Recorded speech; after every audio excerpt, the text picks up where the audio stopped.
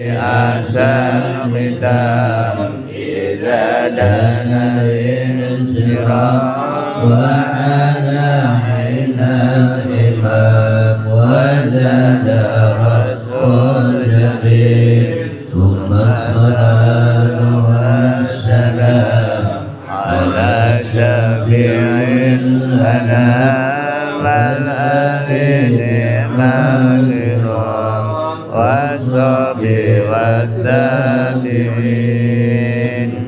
اللهم ارحمنا بالقرآن واجعله لنا إماما ونورا وهدى ورحمة.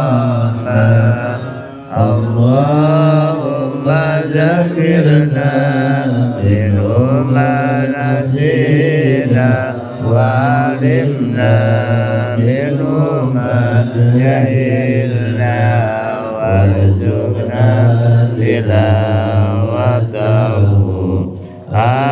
آناء الليل وأطراف النهار واجعله لنا حجة يا رب العالمين.